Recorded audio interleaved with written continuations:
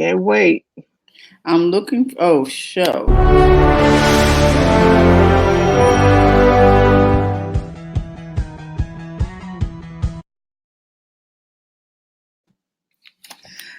Good morning, everyone. This is Biz Chicks TV.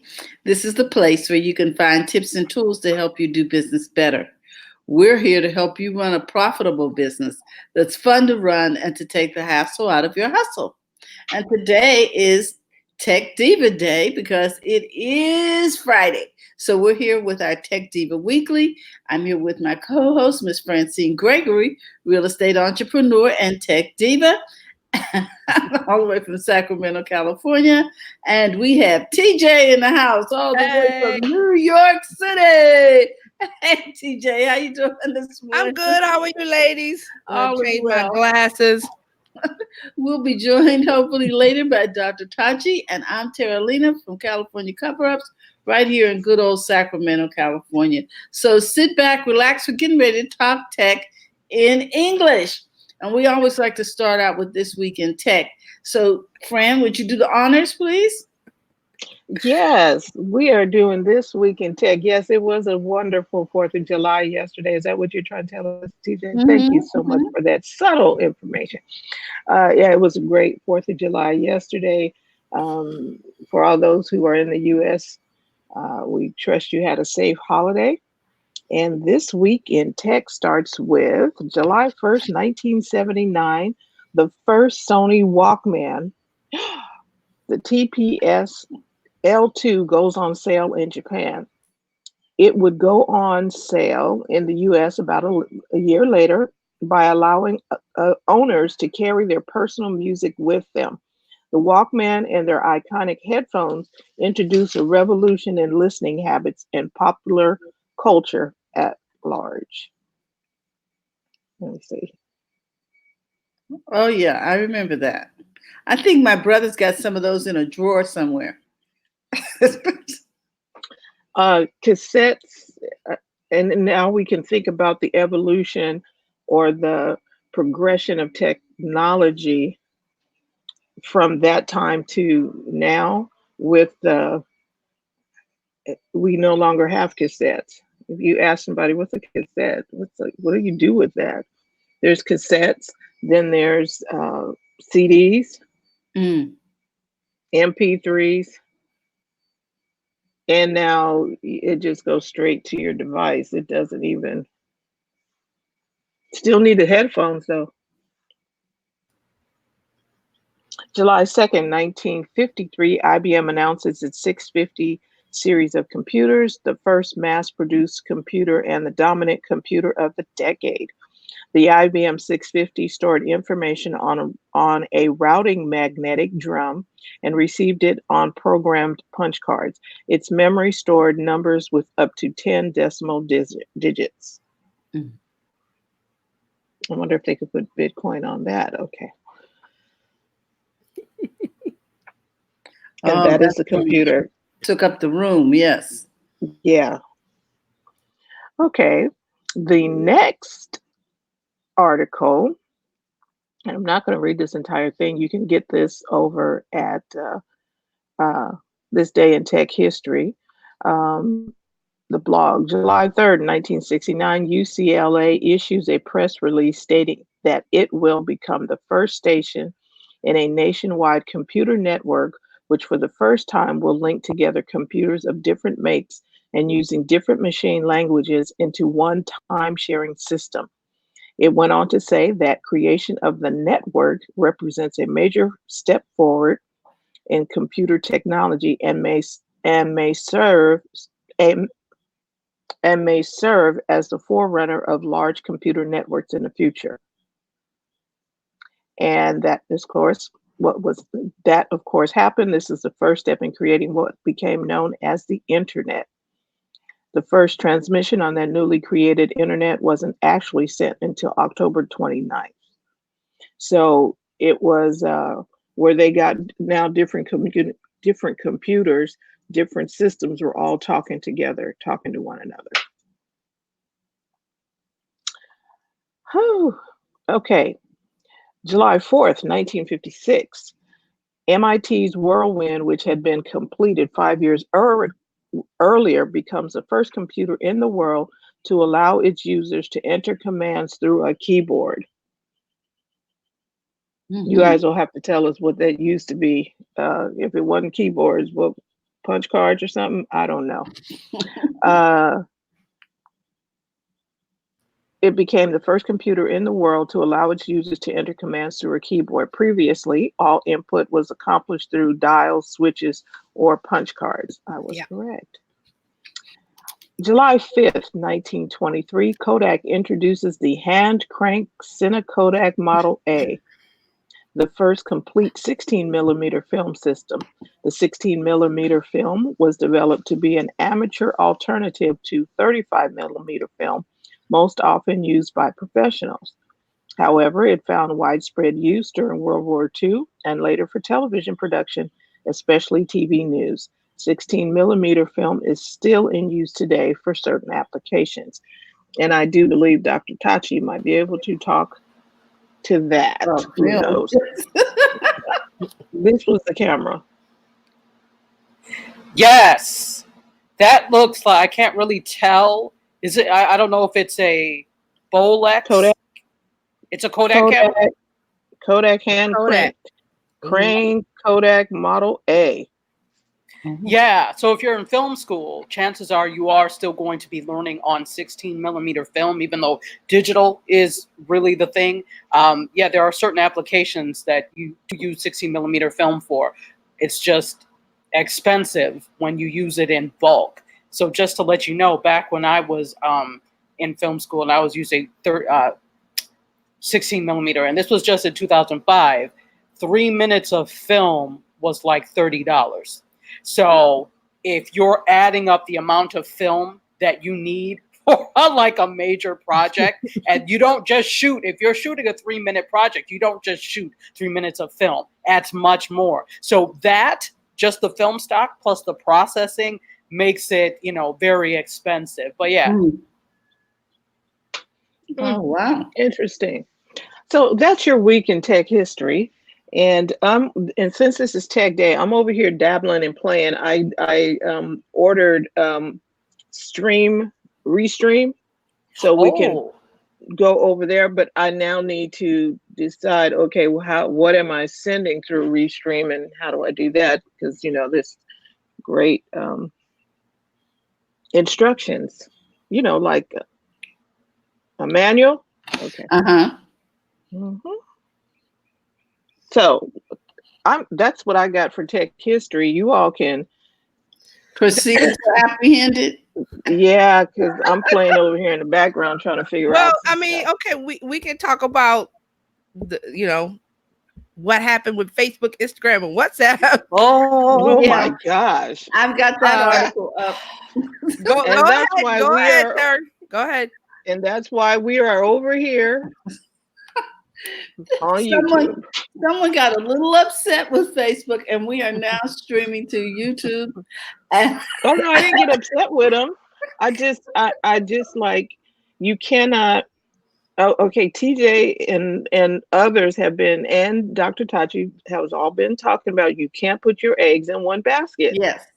You can't just do it. And we had a glimpse of that, and I was like, the show must go on. Pivot, stage right. So here we are, and I'm excited. I'm happy to be on more than one platform, obviously, but there is an article here on The Verge talking about the fact that, are you ready for this? Facebook resolves day-long outages across Instagram, WhatsApp, and Messenger. I was like, wow, this the whole thing just went kaput. It said that they had problems loading images, videos, and other data across the app on the 3rd, leaving some people unable to load pictures in the Facebook newsfeed, which is interesting because it happened right around the holiday. What do you ladies have to say about this? I know on Twitter, they did send out a notice on Twitter, right? What I have to say is it's going to happen again. Well, yeah. We talked about this in March, and I said it was going to happen again, and here we are in July. So 2 months from now. So once a quarter? whenever they, because everything's on one platform now, whatever they did, they said it was some networking issue or whatever the explanation they gave us, we'll never know because that's behind the curtain, like in Wizard of Oz. That's the guy behind the curtain. I'm the Wizard of Oz. So we don't know what happened. An issue happened and it broke the system. So you run your business on Facebook, WhatsApp, Messenger, Instagram, and you don't have a backup website or a backup email list, or you're on YouTube or wherever, LinkedIn, then I'm blah, blah, blah, blah, blah. I don't know what to say. Well, and this is why people keep pushing. I don't know if you guys know Ashley Ann, but she is really big in terms of social media and pushing people in terms of their businesses on social media. So she kind of acts like a coach. And she said, see, this is why I keep telling you all about these email lists, because if you're running something completely from one platform, you run into this. And not only is it one platform, it's that this entity called Facebook owns 3 platforms. So 3 different ways. And with WhatsApp, that's particularly huge with international audiences and international crowds. Instagram, very big with millennials and the younger set, and some of the older, but that means that businesses are going to be on there because they're trying to get millennial and Gen Z eyes. So you have quite a lot of all of this going on a very small amount of platforms. So, and like TJ said, it's inevitable. It's going to break. They're large platforms. They're going to break. The problem is, if you have your strategy all spread between these 3, then that's on you. Mark should have taught you I can't do everything on one platform. So the lucky thing was, for those who are also doing things on other platforms, you weren't down. So I wonder, and I don't know if TJ or if anybody knows this, what is their strategy when something is down all day? You mean Facebook? Facebook and Instagram, in terms of advertisers and in terms of publishers. Do they get money back, or is this no, you're not going to get any money back. No, that's not going to happen. Nope. Exactly. No. I'm just postulating in the positive.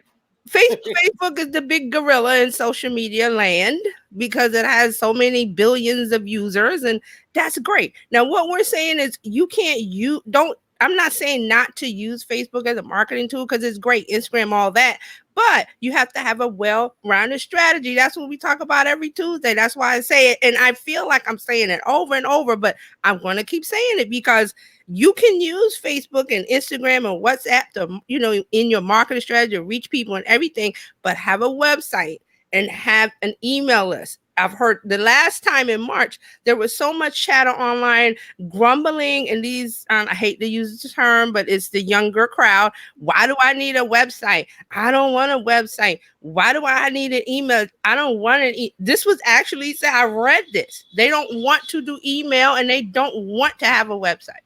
They want to run everything off of Instagram. Well, you can see how that happens.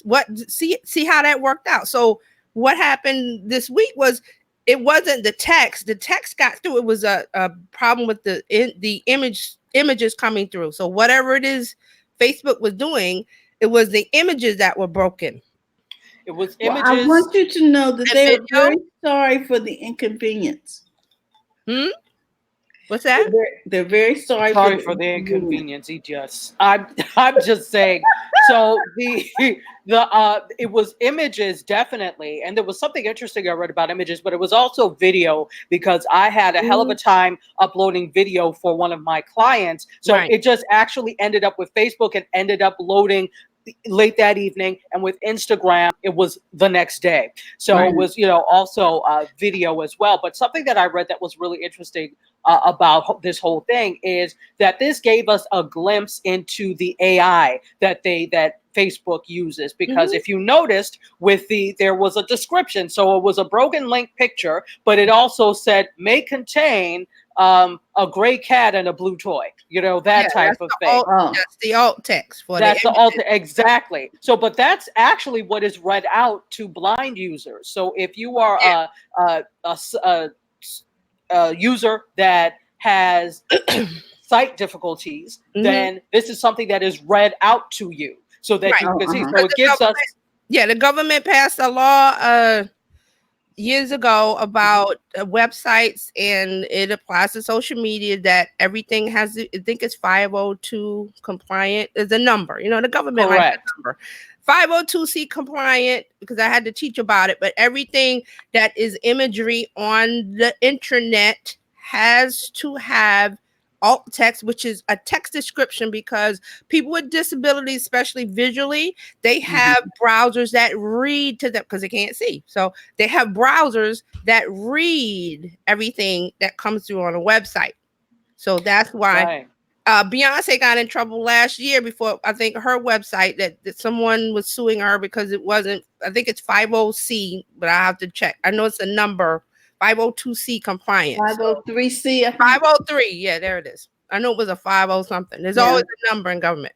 For the disabled, yes. Yeah, because I remember years ago in my department, we would IT, we had to, it was such a big thing with us that it had us stressed out for months. And we, as trainers, we had to go back in and put captions under our pictures and things. Right. And at the time when the government passed the law, private industry wasn't really following it. It was really government had to, strip by the law. But now you see that Facebook is doing it, and other websites who haven't. There is a law for that. So that's where the alt text is mandatory. Even when I teach completely online, even when I'm posting things and I post an awful lot of images, we have to go in and type the alt text so that if we have students that are visually impaired, they're going to be able to see what it is. Exactly. Right. So, right. Yeah. Or hear what it is at least. Yes. See or hear. Well, I want to read this Twitter message that Facebook sent y'all yesterday. On the 3rd. It says, early today, some people and businesses experienced trouble uploading or sending images, videos, there you go, Tachi, and other files on our apps. The issue has since been resolved, and we should be back 100% for everyone. We are sorry for any inconvenience. This was as of 4:49 on July 3rd. So at least they got it together before the holiday. Okay. You know what? You can't not have it together. It's almost really unacceptable for you to break down, even though we know if they are machines, they will break down. But in this day and age where money is being made off of these platforms and 24 hours off of a platform for some can mean losing major money, it's not acceptable. Well, that's one of the things they talked about over there on The Verge, the impact on business. What is this doing to people's businesses? How much money was really lost? It says that's a big deal when those services have become critical for business and communications, and every hour they're offline or acting strange can mean real inconvenience and lost money. Well, we recognize that. But like you said, it is a universal. So here's the deal. It's subject to break. You plan for stuff happening. You don't just sit there and just like, oh, this is wonderful. The daisies are blooming and the roses too. It's stuff is going to change. It will change. But if you manage the change before it comes and prepare for the fact that it's going to break down, TJ, Tachi, Biz Chicks, Tim Gillette, David Vaughn, a whole lot of people had already told us, look, be prepared for when it breaks. Yep. Okay, so it broke. Now what are you going to do? What's your plan? What's your backup plan when it breaks? I was like, okay, we were doing the show. I think it was Thursday. It was Thursday. We were not Thursday. Wednesday. We were doing the show on Wednesday, and I'm like, wait a minute. It was just a blank screen on Facebook. I was like, okay, stop the show. We're gonna do it over on YouTube. Right. Because StreamYard said, oh, we're not having any problems on YouTube. So right. And look, Apple had problems too with iCloud. Was it yesterday or the day right after? So it's not just a Facebook issue. It's a internet company, Google, whatever issue. It could be any of them, because everything is operating off of servers in the cloud, and everything's interconnected, and there's server farms in Iowa, and the Right. backbone. This is a backbone issue that now people are going, oh, that's really how the internet works. Yeah. Yes, Go ahead. it's so that AWS, the thing, isn't that Amazon running the? Mhm. So it could. Mhm. So Facebook might just have gotten the backlash, but it could have been something else. Yeah, it could Is what be I hear you saying. Well, this is why, and this is one thing that I have, because don't get me wrong, I like the cloud. I think it is not practical to keep everything on your machine. It slows it down, etc. How the hell ever, the cloud is not some mystical, magical place in the sky. It actually exists on servers someplace in Colorado. Yeah, exactly. Iowa. They actually exist. So my thing is, if you know you have a lot of stuff, why not have a personal cloud? They have all these servers and things that are big enough, these external hard drives that are big enough to take for example, I edit video every day. Mhm. There's no damn way I would trust all that stuff in the cloud at all. No. So I have a big enough external hard drive which can turn into a personal cloud, because I can turn it on so I can search. If I don't have it with me, I can save it to this server. So, a personal cloud is also a way to avoid losing all of these things, or not being able to, that's not necessary for live streaming or whatever, but just in terms of the storage aspect of it. Mm-hmm. Well, and again, it might be good for your live stream too, because here's the thing: StreamYard does not capture your video. That's true. That's true. So that's why we had to method. Yeah. Right. So they're looking at it, because I had a chat with them while we were having that issue on Wednesday, and they were like, well, no, we don't keep a backup anywhere. Ecamm does. It puts one on your computer, but because StreamYard is in the browser, it's not saving your video. Right. It got saved on Facebook. It gets saved on YouTube. I was like, oh, I'm going to have to do a plan B. I need to go somewhere where I know that I can capture the video and have it afterwards. And now that's a big topic in the StreamYard group. A lot of people are asking about that, about the StreamYard capture the video while it's going on. And the answer has been from the founder, I forgot his name, is that it's on Facebook, or it's on YouTube, it's wherever the platform. Right. But that's because of costs for them.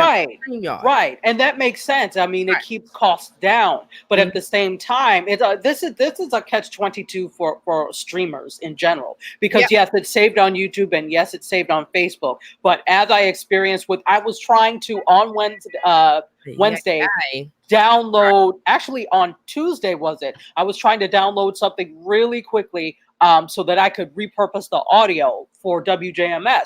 And because it was down, I couldn't. And that was the only place that we had the video, because we hadn't figured out how we were going to capture it yet. So some hard way, and see, even if you're capturing it through Facebook or whatever, that's going through the internet. So if there are glitches or whatever, your video picks up all of that anyway. So the best thing is if you have some way of capturing it in hard content, so anything that the internet doesn't affect your video, and you always have a clean copy. Right. And it would have to be something connected to your computer. To your computer, exactly. And there are people, the professionals that I call them, because I follow Wirecast and stuff. They talk about all of the equipment that you need to do that. So if that's something that's really vital, then you're going to have to look at, well, I need a video capture device connected to my computer, but let it still go to the cloud, like with StreamYard or Wirecast or whatever. But you have the two things. You have the hard copy right there locally with you, and then you have the other one that's on YouTube or Facebook or wherever else you've got it going. Exactly. And now it comes to mind that if you own a Mac, you can go into QuickTime and Mhm. record Yes. the screen. Mhm. While this is going on, you can hit that button and you will record a copy of it. It's gonna be rough, but you'll have it. Deserve it. If you only really need it for audio, that's a good Yeah, second choice. Yeah. right. So Yeah. you do have it. Here's a tip. If you just want the audio, you can use Zencaster. Zencaster is browser based and it captures audio.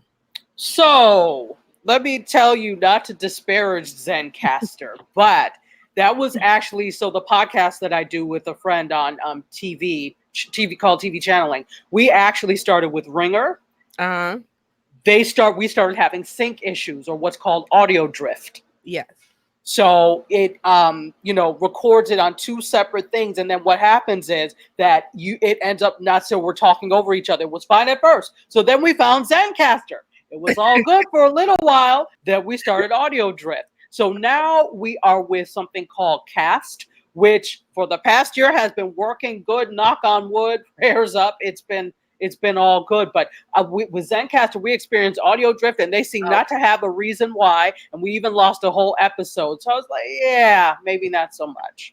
Oh. So maybe if you're just trying to keep a copy and it's just you speaking, then it's not a big deal. But if it's more than one person and you're not in the same place, you may have a problem. There you go. So you're gonna have issues everywhere. Everywhere. Right. And you plan for this. You don't just happenstance, like I'm over here playing with this. Now I got to go learn stream. But here's one thing that I just learned right now from restream.io. Mm-hmm. You can upload a video to go live. Yeah, they have scheduling tools. I was like, oh, this is going to be great because we can take this video, upload it, and then they will run it live and the people can still comment and all of that. Because I was trying to figure out how Gary Vee was doing that. I was like, now he ain't in the room, but it's live. I said, okay, what is the deal? Because he's saying, here's a video I did when I was at an event somewhere, but it's live and people are commenting. I'm like, so they're commenting in real time, but it's a video. Correct. Yeah. Right. So he's just monitoring the video and giving them feedback. Yeah. Or somebody is. Somebody is. Yeah, somebody on the team. Which, can work really well if it's a person that is really well known, somebody that has a large following, that no matter what you do, even if you're eating peanuts, they will watch what you're doing. But in my opinion, I don't think that works as well with someone who's trying to build a following, trying to build an audience, because I think that when people are watching live, they're watching live to get your live reaction on screen, not necessarily what you have to say about it after the fact. So I think it depends on who you are, how well that concept works. Right. Yeah. Tony Robbins or somebody that's already, your brand is already there. And like Tachi said, you could just sit there and drink wine or eat peanuts because he's done that. He's done streams on YouTube, and with the wine launch that he had the wine, he was like, just ask me questions, and just sat there and was talking to people in office, and that was, people were watching. But if it's just you and you have an audience, not to despair a small audience, but you have an audience of 50 or 100, that's not really going to, give you the impact that you want. Right. Like Tachi said. So, but you do need to get out there and find alternatives to when stuff goes south. Oh yeah, we've always been a proponent of that, the pivot, because we pivoted from so many platforms. I'm not even going to listen. I'm not going to listen. There's so many. We don't have time. They all promise we're not going anywhere. We're going to be here. We're here for you. So when they, when at this platform, they say the same things, and we are listening, but then there'll always be something to pivot to. Whether you jerry rig something up or whatever, it'll always be something that you can use to go live. We'll guarantee. Yeah, I'm gonna have to go back in there and learn OBS. That's the only one that's been consistent There's a whole throughout program for everything. that, And and I'm gonna have to there's a learning curve for that. But once you right. figure it Like, out, uh, Yeah. I think Stephanie Liu. I'm not. I hope I'm saying her name right. She's on Facebook. She uses Yeah. OBS, and her stuff is gorgeous. Yeah. Stephanie Lou is really good. Yeah, her set is. She's got the whole like she has an image of a Mac computer, and she puts the video in the computer, and it's very nice. But she uses OBS, but she said there was like a steep learning curve, and it is. There's so many little things, and you'll get frustrated if it's not your cup of tea. So that's why you hire somebody like her or whoever's teaching an OBS course or whatever or knows something. Exactly. Ask them. So, but there's a pivot. There's a pivot. You're going to pivot. So. Or also in addition to that, it's like, look, I know all that stuff obviously, and I learned it. But guess what? Curtis does it for me. So I'm so lazy at this point. If you ask me, oh, run your show with OBS, I'm like, no, that's all right, Curtis. We'll just cancel for today because I'm not doing it. Curtis in the back pushing the buttons, Wizard of Oz. Yes, and it's about, that's the important thing. It's about making these types of connections with people where you can do those types of things, where it's a collaborative relationship or whatever. So instead of, okay, it's like, all right, well, maybe you don't have the money to pay somebody to run it, but what is it that you can offer this other person where it's a collaborative relationship, or a barter, right? Or can you offer them a stake in whatever it is you do so that everybody advances together? It's about being creative in that sense, because we're not in this space alone, and we don't have to do things alone. It's just about connecting so that we can start to do things together. Right. Agree. Building a community. And that's what we're doing here. That's why we're talking about this on, Tech Friday. That's why we're bringing up all these things so you guys can know and figure out, well, what do I need to do? Who do I need to talk to? What do I need to learn? Do I have time to learn? Or do I pay someone? Or do, like Tachi said, well, can I offer someone my services in exchange for theirs? Whatever works for you. Your strategy is yours in your business. Figure it out, but test it and figure it out. That's it. That's what we do here. Like I said, we pivoted from so many places. I can't even list. I ran out of fingers to list the great platforms. Smile Time. We're never going anywhere. It went away. That was just one of internet dating is internet dating. I don't know what to tell you guys. There's always going to be another platform. There's going to be another one. Exactly. And they're making it easier. Yes. Somebody is making it better. And I really like eCam. They got one component that's missing, and it would be perfect. Right. We can't put more than one person in a seat. So I'm like, and you've written to them and said, can you guys? I guess I'll have to, because I figured somebody would do it by now, but alas, they have not. So I'll have to do it because they have everything. The only thing I don't like is that they talk about, then you can put other person in the seat from Skype. Like, who does that? Not Zoom? You can't put somebody in from Zoom? No, they can only put someone in from Skype right now. I was like, Skype, the video quality is good, but again, they have that sync issue. It's huge, especially when you're going through another platform. So it looks great, but then you're saying what you said 10 seconds later. That's the problem with Skype. There's a delay. Okay, it's not synced together well. Okay. And I just didn't when like you Skype go in the through an encoder or something, that happens. Right. There's a site that Pat told me about last year. I forgot what it is. When I find it, I'll post it. Jitsi? Yes. I think that's it. I think Jitsi is great. Jitsi is great.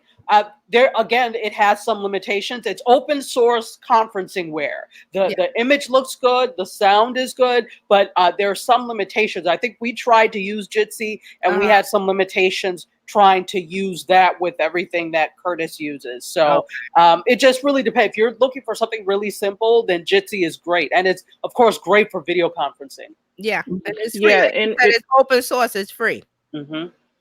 Yes. Now, okay. So then you would probably put that code into Restream or Uh-huh. into some Mm. Facebook Yeah. or something to send it to another Right. platform, because Zoom would have worked, but Zoom was not is not cost effective, At because all. you do Zoom and you do your video, but if you want to put it on a different The platform or another level of pricing for, right, and it's priced for a larger corporation to handle that Right. price. So they're obviously doing like Blue okay 'cause they're Jeans. still in business. Yeah, Blue Jeans, they're still in business. So there's a market that's paying the price of using that platform, which is great. Mm. More Well, power. you know what needs to happen? I think that the live streaming industry or these platforms, these video conferencing platforms, have not caught up with the live streaming industry. So video conferencing initially was made for enterprise, it was made for business, etc. It's just that it happened to work for bringing on more than one person with what we're trying to do, which is why we're doing it. But then obviously you see, all right, video quality is not what it could be. It's missing some things, and Same that's because it's not. Yeah, same Yeah, issues, all of that. exactly. So it's not it was not made for this. So what needs to happen, and I'm surprised it really hasn't happened yet, is there needs to be real solutions that work for people who are trying to live stream content. Right. Not for enterprise Right. necessarily, but people that are trying to live stream. It seems like it had, and not the bigger corporations that Yeah. are trying to And media I outlets. hate to say the B word, but the B word was good for that. It was perfect Mhm. for that. It was. Ah, Yeah, and they blew it. They B blew it word. up. I'm not They even gonna go down the road, but that was Well, they didn't really blow it, because Yeah. now the thing that they morphed into was acquired. Right. So that was their initial. They That achieved was their their goals. objective. Right. They achieved their goals, but in the interim while we were using it, we were like, this is great. Exactly. I mean, but I think we also need Yeah. to realize that at the end of the day, you would like to think that these businesses are here for, and these apps and platforms are here for us, which I think they're not trying to not be here for us, but at the end of the day, their bottom line and what Is their objective is the acquired. main goal. So we Right. are secondary in that. What I think they need to realize is that you only exist because we use you. Yes. right. Yes. Oh, We and built that your that platform. when We the were the lights guinea went pigs. out, Yeah, we were the when guinea pigs. We were in a dark room with the lights out. we We were couldn't like, see each listen, other. We're like, what happened? And they had moved on to the next. So this we is were like, why. Mildred, are you still there? Yeah. I Can can't you see hear you. me? Can you hear me? Agatha, do you see me? So they weren't thinking about us. And I think we Nope. have to realize that, which is why have your own thing that you drive people towards. Yep. Yes, it's going to take money for you. It's not free. But if you have a website, or where you've built all of this up on other Mhm. platforms, drive them over to the website. It is possible to Yes. stream and do things through your website. So I'm not saying don't use the others, but if something happens, people know they can come to your website or your app and watch you there. Yep. Right. That's it in a nutshell. That's it right there. I was Drop like, the mic. That's it. Boom. I don't know. Like I said, we talk about it over and over, and I'm like, we just got to keep talking about it until it gets through to everyone. well, they got a wake up call this week. I can't get on. Okay. What's the matter with? And because we got in our group messages, we got messages. Is it me, or am I having problems? Just that is Facebook having problems. I was like, it's having issues all over the place. And there are websites you can check if you ever have an issue of, well, is Facebook down or whatever. You can Google it, is Facebook down or is it just me? Or you can say, is Facebook down for me? And there are websites that will tell you if it's down. Yeah, if it's down. Yeah, if you have if you're curious and wondering if it's just me, is Facebook down or is it just me? I was kind of like, good. I was I like, had a day good. off. Yes, I really was, because I was like, "Woo, good! Now I don't have to post or do whatever." I was just fine with it. The same thing that happened in March. I was like, "Oh, how nice! A sabbatical." Put the phone down. Yeah, we don't realize how tied we are to these platforms and how much we need them for everything, because social media has become such an integral part of everything we do, and it's inevitable that if you want to succeed, you in some way you must use them, that when we are on them all the time. So when I had that sabbatical, I was like, whoo, I could go for one more day. So That's why, I mean, on the weekends, I'm like, I'm not really posting that much. I'm going, why?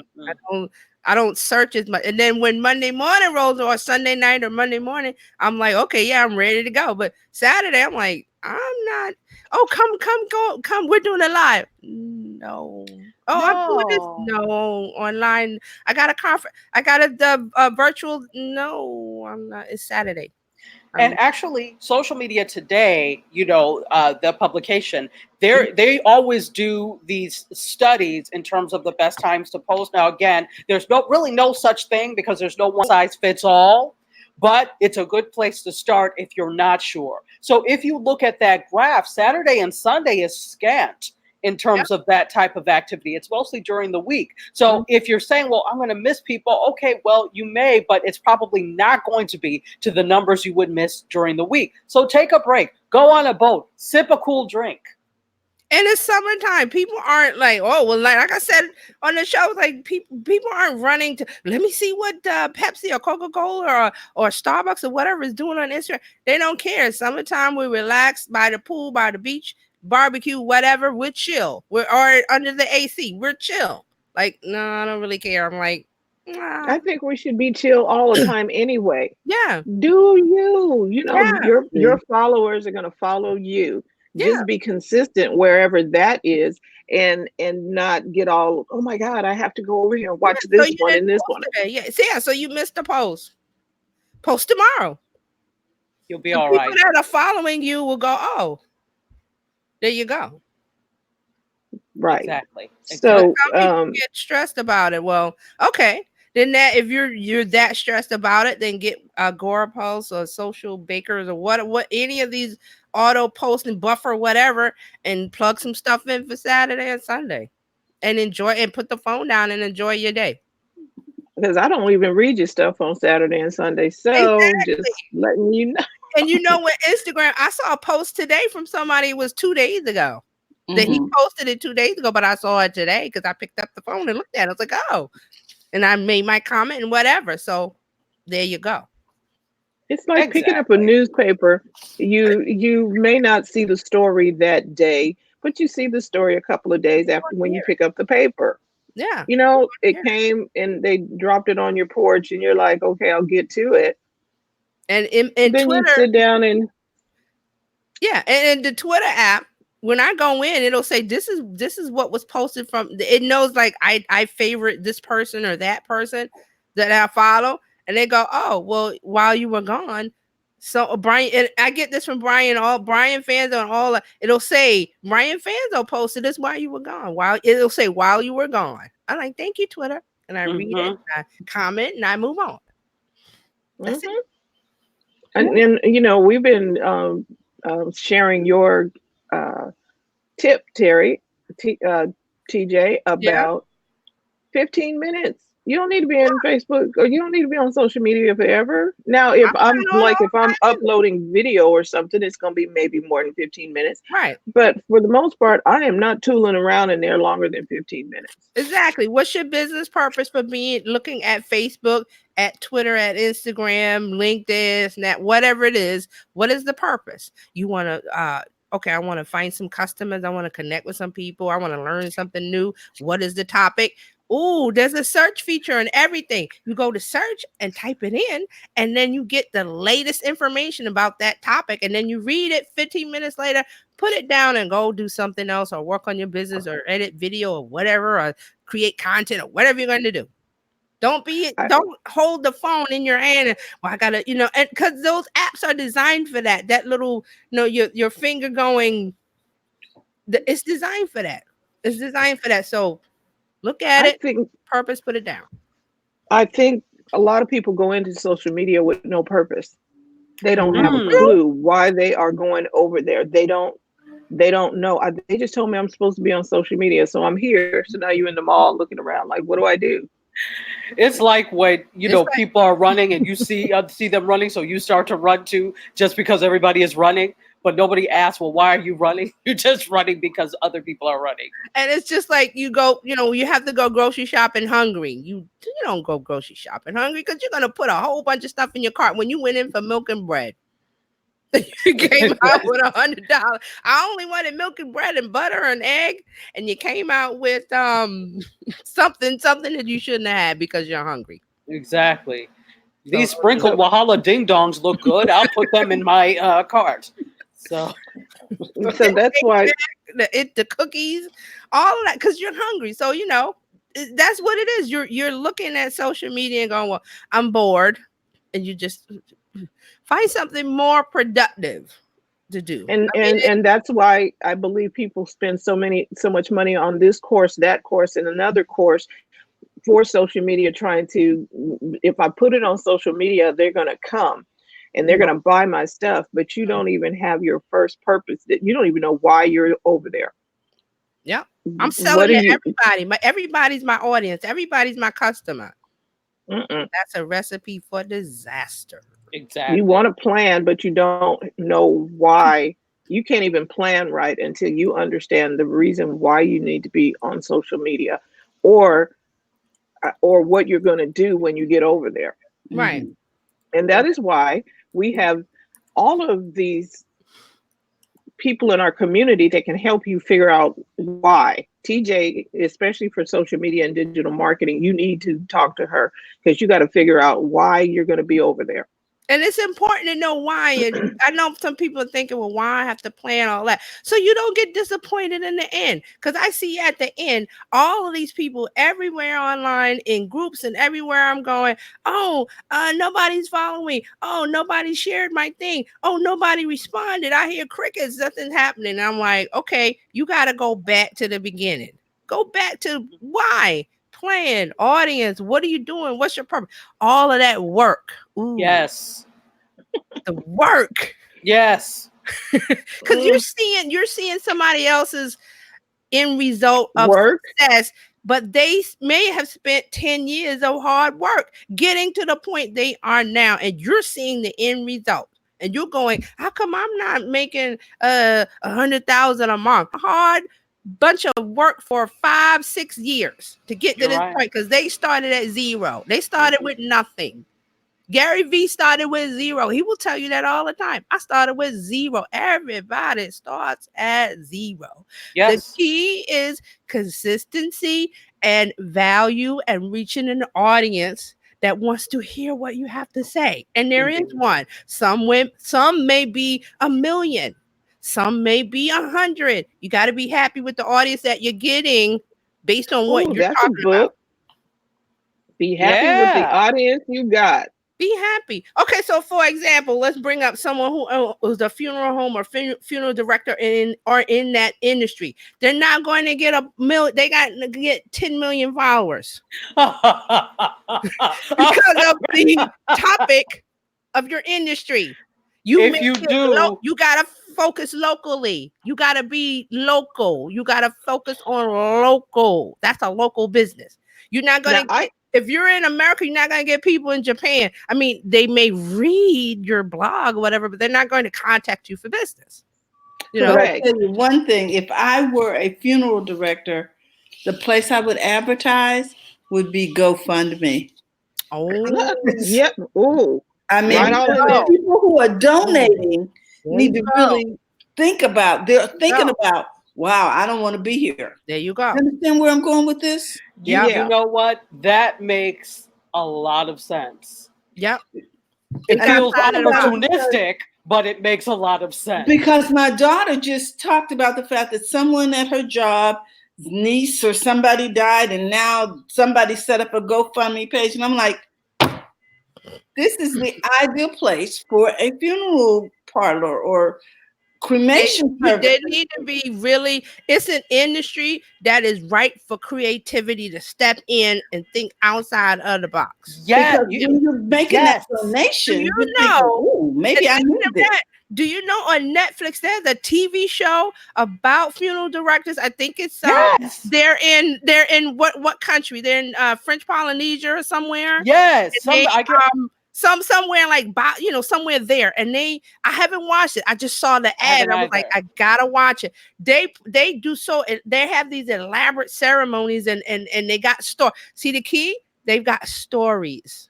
Mhm. And see, that's what I was going to mention that um Mark said I just told my neighbors to just burn me in the backyard. Mark. Mark, not today. Not today, Mark. Oh, How oh, much are matches? Okay. oh my goodness. Oh, Mark, Oh, that we'll was. talk, because my thing is just sprinkle me over the garden. It ain't that serious. But see, look, we're making jokes, and Mark's making jokes, and we're saying, but that's a part of it. That's why I've got to watch that Netflix show. I put it on my list, and I was like, how in the world did they get this thing on Netflix? It must be something entertainment, because it's a topic that everybody does not want to face. So how are they okay, going to watch it? but they are talking about stuff Story. in a way that makes people tune in. You know how people like watching train wrecks anyway. Mhm, So they are Yeah. they are captivating And they hooked me with the trailer. I audience. watched the trailer. They hooked me with the trailer, and I was like, Ladies, I gotta watch this. let me ask you this. Have you ever been to a funeral where people are trying to figure out the drama? I want to cremate it. No, I want to bury. No, I want these flowers. It's worse than a wedding. There's a lot of drama. There's a It's lot of a lot of drama. And a lot of if you could do posts and videos helping you, how let me help you avoid the drama, mm-hmm. Do you understand then what I'm you can saying? talk about that. With Or stories. and now yes. Stories. Francine and everybody. I mean, this is the key thing. This is a really major market. So, Terry, thank you for bringing this up, because this is a major market for somebody who's a social media manager, who has a social media management company. Nobody wants to touch death. If you're the one to do it, you could corner the market on this by crafting messages that make people connect with it. And it doesn't have to be morbid. I think there's a way to do it. But yeah, that's one thing to think about. And Caroline is right. You have to focus on GoFundMe, the stories, because there's stories in there. Because you have to write a story in order to set it up to where you get people to donate to you or the person. There's a story in there. Focus on that. Absolutely. Mark says, have you ever met any morticians? They have a very dark sense of humor. I suppose they have to be attracted to that profession. I guess they would use so if that's a well-known trait within that industry, that's one of the things they need to focus on. The dark sense of humor, because people who get the dark sense will get it. People who go, oh, that's not your customer. They're not ready for you. But the ones that are open to your dark humor, oh, that's a hot, well, customer. Here's the deal. You remember the baby boomer? There's some baby doomers. That whole generation gonna have to go somewhere, and there's some money in that industry. Okay, there's money in there. And there is, the people you can talk about how not to get taken, how not to get got when you're planning for a funeral. Because I've gone with family members. Yeah, you're in another state emotionally. Everything is emotional. So and I've gone with family members. I'm the same one in the group. Yeah. Look, and they're talking about, oh, you can have this gold inlaid such and such. And I reached over. I'm like, nobody's going to see that. Exactly. Do not add all of that. Do you because people are in the moment. It's very emotional. Yes. Right. And, so and you need somebody. You can talk about the same thing wedding planners do. Mm-hmm. You know this industry is let us cater your wake. I don't know. They're in the position of they need to be present always. Like they always need to be out locally in the community or something where they're sharing stories or sharing. They need to be top of mind, but in the back, if you know what I mean. Like they don't need to just rise up when the need is there. Like Terri was saying with the GoFundMe, it's excellent thing. They need to jump into conversations and have a conversation that's always going online. And then that was people will come when they're needed. Like, okay, I saw your post last week about whatever.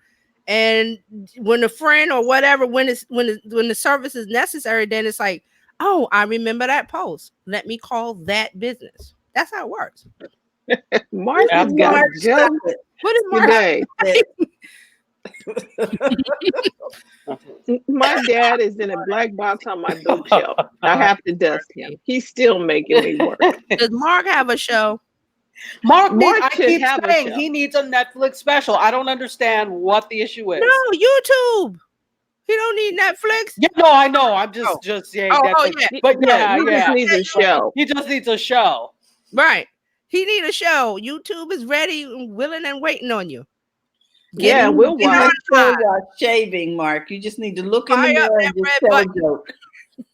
Fire up that YouTube red play button and get on YouTube. Yes. Right. You got 4 subscribers right here. If you have 0, 4 right now. I'm serious. You have 4 right now. You don't have to start out with 0, Mark. You start out with 4. Okay. Well, guys, I always have a little something. Oh gosh, here we go. Yep. Are you both trying to say this to the end of the show because I gotta go? Wait, is this turbulence? I just want to wait a minute. Dr. Tachi, do you want to do any media announcements before Terri has us buckle up for the turbulence? Oh yes. Okay. So really quickly, I'll talk about the fact that Russell Simmons, everybody knows Russell Simmons of Def Jam fame, right? So he has a digital network called All Def Digital, and it's shutting down according to sources. So they started in 2013. And by, of course, hip hop entrepreneur Russell Simmons. And if you don't know him, that's like Def Comedy Jam was like his first thing. Oh, yeah, in the 90s. Yes, in the 90s. And then he had Def Poetry Jam. Of course, he founded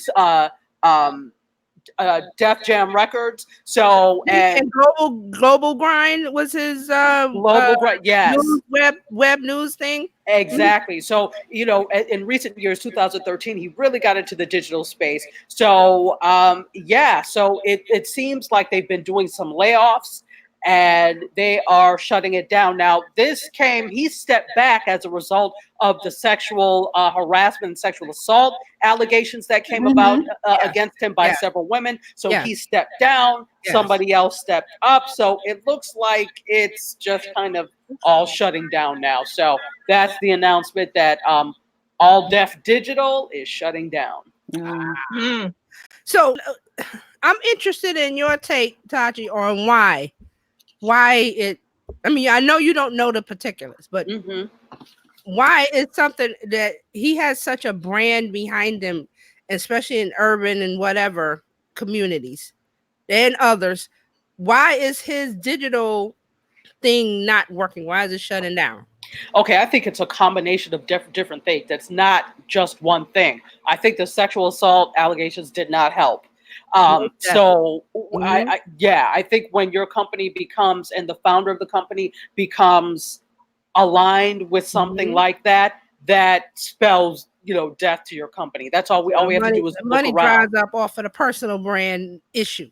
Exactly. I also think there were a couple of other things. I don't know that they have the right people at the helm. They may, I don't know. Again, when he stepped down, somebody else stepped up, then left to start his own digital venture, and then somebody else stepped up. So I think it could be that combination as well. I also think the fact that All Def Digital was taken on by Awesomeness TV. So then Awesomeness TV was acquired by DreamWorks. So, you've got all these acquisitions and things happening, and some of these other properties may fall by the wayside, especially if they're not doing as well. And it's not helpful that in 2017, you now have these allegations. Okay. So I think a combination of all of that is what has led to the demise of that. And then, maybe it's also in a small way, the changing digital landscape. And if you're not there with what's happening in the changing digital landscape,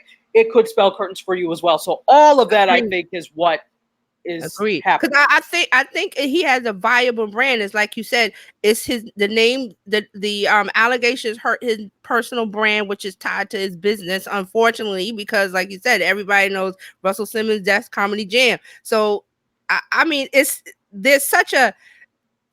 only going up as far as digital media and social media. We're going up. It's not going to drop down to pen and paper. Right. It's going to go up to the next level, web, because we're at web 2.0, they called it. So now it's going to be web 3.0 or whatever they call it. So we're rising up, and I'm thinking, how could he not get that digital brand to work? And it's like you said, a lot of it is personal stuff, unfortunately, and then not having the right people and the right strategy to drive the business without Russell, because it could have been gone and driven without him. Yes. In fact, when you have a business at BizChicks, I'm sure you preach this all day long. You need to set it up in such a way that if you are not there, it runs while you're sleeping. You need to set it up in such a way. So that obviously didn't happen, where if you have to have the founder there for things to run smoothly, there's a problem. Yes. I agree. I just thought it was just so unfortunate that something digital media like this didn't work because of the particulars of the person, the founder and the brand, and then not having the right people. Maybe his, people that invested in him, they decided to turn away because of the issue. And I don't know. It's just, to me, it just seemed like, okay, maybe something could have been sold or somebody could have taken over that knew what they were doing. But there you go. Yep. There you go. Okay, everybody buckle up. Okay. Put your trays in their upright position. Terri Lena. Well, I got two things. It's really not that serious. The first one is that Amazon is going to partner with Rite Aid so that will be their counter delivery system, so that you can decide what store you want your package to go to. And they're going to roll that out to like 1,500 stores over the next year. Already. I see it. One of my local ones is there. Yeah, already. They start with 100, and now they're going to roll that whole thing out. And then the other thing is that the government is asking Facebook to please postpone the launch of their digital currency because they're afraid to undermine the currency system. Really? I'm just saying that. Now, do you see how the script flipped? We got to ask you not to do something because you could jeopardize the entire government. Okay, so the banking industry is what, $1 trillion, and then the major players are what? Are funding people in Congress? No, they're asking the people in Congress are asking them not to start the cryptocurrency thing. Oh, I'm sure if the banking industry is lobbying them not to do so. And this is not a pro Facebook currency. They don't like them anyway. They don't like you anyway. That's what government said. We don't like you anyway, Facebook. Exactly. And if they're really upset now that they could possibly control the universal economic system. So they're gonna break the bank literally. But how do you ask people after you insult them? Then you turn around and ask them for a favor. Okay. Could you do us a solid? Could you kind of wait a few months before Zuckerberg is do this whole thing? They said Congress and regulators have time to. They want time to investigate the possible risks it poses to the global financial systems, because 1/4 of the globe is on Facebook. Okay, that's a lot of people. And what does the government like to do? Slow it down and investigate all of the particulars. But you know what? They're not going to do that. This could take another generation if you wait for the government. I don't think this is going to happen, but there are going to be some hearings. And I just thought, Well, would y'all know that Maxine is asking him to wait, okay? Oh, Auntie Maxine who? Maxine is asking him to wait? Yeah, Maxine Waters. Okay, well then, if it's her, okay. The chairman of the House Financial Committee. Well, but see, none of them understand it anyway, so I don't think they're Is a going to wait. hearing going to help? Because you just don't No. understand it. You don't know what questions to ask. You don't. I told you guys, Facebook has a privacy problem started with Cambridge Analytica, and they have not fixed it. So the people are still unhappy. That residual resentment is an undercurrent under everything that Facebook is doing. So they're throwing this out. Look at this shiny thing. Look at that shiny thing. They haven't fixed the sewage problem at their house. But well, I told you, some people don't care it stinks. They're some trying to put use it anyway. And put new appliances in there, but it stinks from the sewage that they didn't fix underground. Okay. And Mark says the government just learned that you can order things online. You feeling me? So you can't do it from your government. You don't have access to the internet. Okay, so even if it's Facebook that does the cryptocurrency, somebody's going to come in there and break the bank. Oh yeah, and as far as it kept, it might be Apple. Yeah, it might be. Because and nobody's saying that to Apple right now. Facebook is all up front, but Apple's got that card coming. Yeah, banks are antiquated. They are antiquated in the way they operate. It and the thing is though, because we're not China. It's not like we're all on this cardless, cashless system. Yet there are an awful lot of us that aren't participating even in the traditional banking system. So I think it's going to be difficult to get some of these other people on board. And we talked about this before. It has promise, but it's about getting everybody on board for it to work well. Yeah, remember we talked about the was it the TV signals going from analog to digital? Remember the big thing about that? Well, now we're talking about money. Ooh, and getting everybody on the same level, at least at a baseline level to where everything can be digital or they can join. We're not there yet. It's not there. Well, and that's because China, you have to. Yeah. Because the government said you have to. So that's one thing. And then the second thing is the banks around here just got to Zelle. Now we've been cash apping and sending money, PayPaling and doing all kind of things. And the bank just now got to Zelle and talk about sign up for Zelle so you can send money through your text or email. I was like, really? You are on the late bus. Right? Yeah, you are. Yeah, y'all on the late bus. Bring it up here. And we all have been PayPaling it and cash apping it and up for a good few years before the bank said, "Oh, now we have Zelle." Coming late to the party after it's ended with potato salad with raisins in it. And carrots. And carrots. Shredded carrots. It was like, no. And so we can't trust that you're going to do right because you can't even get there early. I'm just saying. So that's I just wanted you to know that Max is asking them to chill for a minute. However, there's going to be some hearings. And it doesn't matter because if I'm talking and you don't know what I'm talking about, you can hear me all day. and add on to that, Facebook is having issues with Europe. France is wanting them to and remove information. So there's a storm brewing across the sea. I don't even know that they're GDPR compliant, to be honest. So yeah, they're real serious about that GDPR over there. So this is a no-look pass, right? While Facebook is doing all of this over here, something is happening on this other side. And nobody's saying nothing about over here because Facebook has all the attention. Yeah.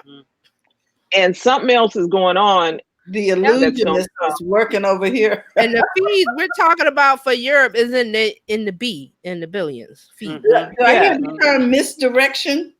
Yeah, that's it. Yeah. That's the term because Facebook is the one that's on display, but you got Google, you got Apple, you Yeah. got some other big players that are like, okay, you go ahead and just be the face of it. Microsoft way over in the corner, like, don't look over here, don't look at me. They're like, yo, we over here. But Yeah, I that's agree with you, Francine, about that credit card with Apple at 2%. They could take out everybody. Yep. Just, and they got Goldman roll Sachs. over. What if they allowed everybody to roll over their debt onto that credit card and go from 16 and 24% to 2? Shut up. Well, they would And never go with, see, again, traditional credit cards are traditional banking system. Mhm, They would never go for that. And they like the fact of people carrying debt because obviously if you're carrying debt, then you're paying all of those fees. You're paying the interest on it. And it's not 2%. So Right. that would be their worst nightmare for people to roll over to one of those cards. That would be terrible for them. That's what's For the bank, happening. That yeah, for nightmare is coming in September, isn't it? September? Yes. That nightmare is happening. Yeah. 2%. Yeah. And they're rolling with Goldman Sachs. 2%. Oops. Goldman Sachs. Oops. I was like, okay, they get you. Okay. Again, the banks are slow to the party. Apple Yep. said, don't worry about it. We got you. Exactly. But whenever the industry disruptor, the old established fat cat smoking a cigar, the old, in the boardroom laughing, ha ha, they're always late to the party. They're always behind. The taxi industry, Airbnb, all of those. So disruptors are coming and saying, okay, y'all sitting up there in your ivory tower smoking your cigars, having your $500 lunch or whatever and laughing at the little people. Well, down here, we're giving the little people what they want, and you're not even paying attention. So We're solving problems. we're solving Think about it. We're solving problems. Think about it. If they were able to take just the student loan debt, Tachi, and roll that into a system at 2%. Whew.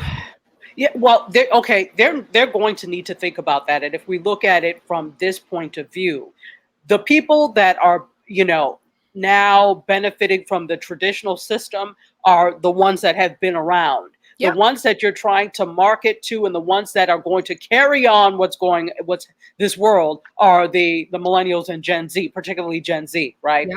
And so what good is it to have a whole bunch of millennials and Gen Z that can't participate in a free economy because they have student loan payments and they'll own forever? Yeah. It would be to the benefit of society as a whole to have some of this loan debt forgiven, to have it rolled over so that it's much cheaper. There are billions owned. And I can see these billionaires looking at this as a cause. You know what I'm saying? Mm-hmm. Look, we need to help these people out. They want to hold on to what they have. I don't think. Well, I think that I'm talking about like the people that own, like the dude that owns Chase Bank. Those guys, they want to hold on. Oh, well. Like Tachi said, they want the fees of where the banks really make money on fees. They fee you. Bump you over the head with it. That's where they get their money. That's where the money comes. So of course they want to keep that train rolling. Yeah, well, I can see that. They want to keep that train rolling. They want to buy $100,000 condo down on Park or wherever the hot spot is in Manhattan downtown. I mean, why do you think they're so up in arms? There's a condo for $100,000 in New York. Wait a minute, where? Oh, heck yeah! Yeah, well, yeah. If you could buy something for $400,000, not in Manhattan necessarily. Oh, I thought she said 100,000. I was like, yeah, if you super rich in Riverdale, you can find some stuff in like for under 200,000. And Riverdale is nice, but that's the Bronx. But it's nice. Okay, interesting. Yeah, New York real estate. Astronomical, not even astronomical. What's to the stratosphere? Yeah, $50 million condos, apartments. Yeah. In Manhattan, definitely. In the right spot. Yeah, in the right. And even in Brooklyn. Yeah, Brooklyn is gentrification city. Okay. Dumbo. Yeah. The bridge, Manhattan Bridge. when you cross over there, oh yeah, you don't want to know Look, about what happened there. Terry, Terralina and I were in where my uncle lives in Jamaica, Queens. I'm Mhm. looking at the houses for sale, 600,000. I was like, And what they look okay, like? What they look like? That was not cute. woo. I was like, seriously, y'all want six for But this? see, there's the key to New York real estate is that if you get in on the ground floor in a neighborhood that's up and come that's low down now, like Brownsville. If you got in on Brownsville 10 years ago, you're making a killing now because it's being gentrified. Mhm. So that's the key. Because The real estate here is getting it, finding the right neighborhood that's been down. Is Bronx is the place now, and they rename it to make it sound. They give the neighborhoods a name to make it sound exclusive. Yes. Sandy, That's Yeah, what the hell they did with Washington Heights. So yeah, Washington Heights is all Dominicanville, right? So yeah. now that it's starting to get a little bit gentrified, they call it Wahai. I was like, I'm sorry, this has been Washington Nope. Heights for donkey's No, years. exactly. It's Washington Heights. Don't come up here. What? Wahai, They please. tried to change was it South Harlem or somewhere in Harlem to so high as people was like, nope, not happening. So Not that's what today. they do real estate here. They're trying to get in on the places that you saw like 20 years ago where the buildings were abandoned and burnt out and all that. All of that place is prime real estate today. So that's the key to it. That you have It to get is. in on a neighborhood that's gonna be up and coming in about 5-10 years. If you can hold on and build it up in about 5-10 years, you're gonna be making tons of money. Well, I'm so also into us holding on Yeah, to those that's things true. because I saw that happen in DC when I was living. DC is the most gentrified place in the country now. Mhm, And so mhm. when I was living there, I started to see the remnants of those types of things. And I would tell people, I would beg people, I was like, please hang on to your place. Can you give it to a family member or something? Hang on to it because now you can't even afford to buy your That's way what into those That's what places. happened to see, Brooklyn. All the older people were having these gorgeous brownstones, and people, real estate people, going around knocking on the door. But what can you do? They're offering the money, and you're like, okay, you see the neighborhood changing, and you're older, you're gonna want to get out. So, but well, here's the thing. Because somebody was trying to tell me gentrification meant that one particular culture was coming in and taking over from the other one, and the revelation was like, you know, I told you you had to move. yeah, you don't have to move. Nobody Hold said on that you to had to move. You gentrification in the definition means to bring it up to uh, um, a level. a level, and I think it was That's mid-level pretty much. income level, so that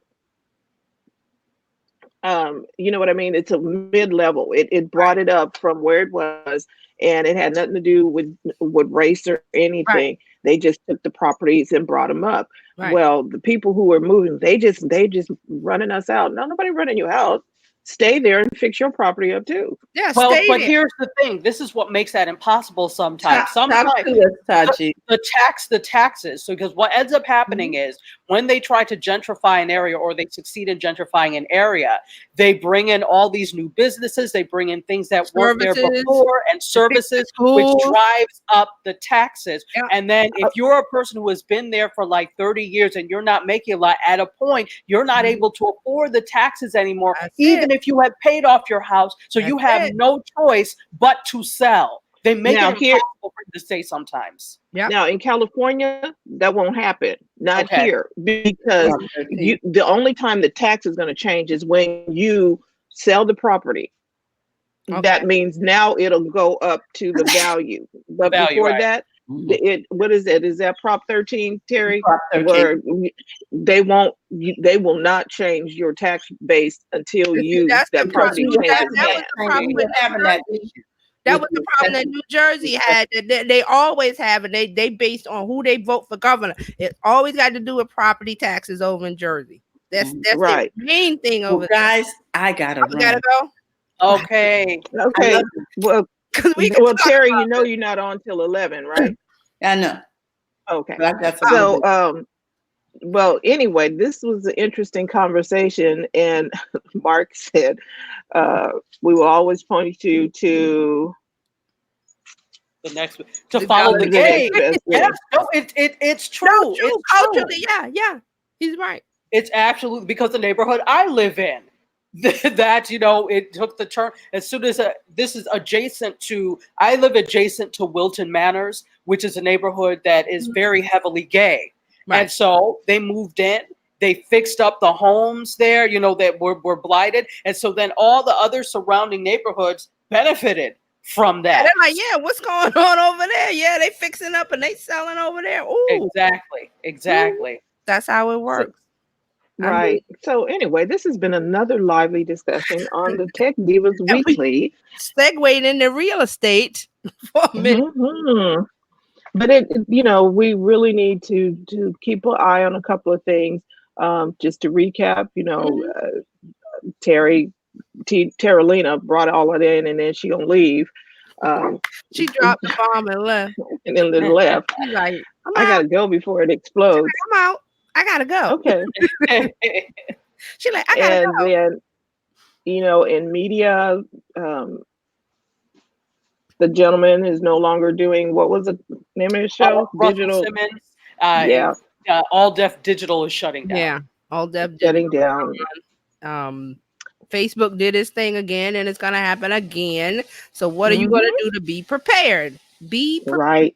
Isn't that the Boy Scouts? Or is that the girl? Yeah, Be prepared. it's Boy Scout. Somebody, One of those. you still need to be prepared. Be prepared. So hey, social media is a nice way we ride, and again, it's going to turn into something else. And what we call social media now is just going to be integrated into the baseline of communication. Media. And what we're doing, we're not even going to call it social media anymore in a few years. We're just going to be like, oh, I do this online or whatever. It's just going to be that until the next thing comes along that people are going to go crazy and gaga for. Be prepared. It's a tool. Be prepared. Tool. Use your powers for good, people. Yeah. Know where you're going. Have the roadmap. Ooh, do you take a trip? You get in the car, go, I think I want to drive from New York to California without a map or without the GPS or without everything. How's that working out? How'd that work out? I'm And still then we in, talked you're about still in Dallas, are you? How'd that yeah, work we out? talked GPS is broken. we talked about the finance industry. That was the one that Terry brought to us. So Yeah. we got things to do. Cryptocurrency Bitcoin thing that is popular now, and Right. we'll still be talking And the about it. fact that the government wants them to hold off. Okay, we'll see. Yeah. Yep. Well, ladies, thank you again. And Mark, thank you. Mark, I know you made the YouTube while we were talking. It's been an hour. I know you made that YouTube channel. You got 4 subscribers. Get on it. You're not starting at 0, you're starting at 4. Yeah, because we'll watch because it's gonna be funny. Absolutely. You don't have to go on camera if you and this is the thing. A lot of people are hesitant to do live like we're doing live. You can do a live without your face on the camera. You can put up pictures or slides or something else and talk over it. It could be a live And you podcast. can help people. Yes, because podcast would work too. Because laughter is medicine. Yes. It really is medicine. Lowers blood pressure. It helps people. And if we can laugh, I'd like to find comedy, some clean comedy that I can watch. I can't watch everything. We needed We after need the some little clean parade. comedy. The little parade in Washington, D.C. yesterday, and the illustrious leader, but we won't get into politics. No, we won't. But because of that third Reich parade that he had yesterday. Oop, did I say that? Anyway. But because of those things that are going to continue for another year, we need some laughter. Mm-hmm. We need laughter. So whoever's providing entertainment, you will win. Online, social media, online, whatever you want to call it, you will win with comedy if you're funny. If it's funny and you're funny. So he is. Right. That's it. Really. You're supposed to have 10 belly laughs a day. Mark gave us 2 or 3 today, so we're good. I got about 7 left that I got to get in. We need 7 more. Okay, Mark.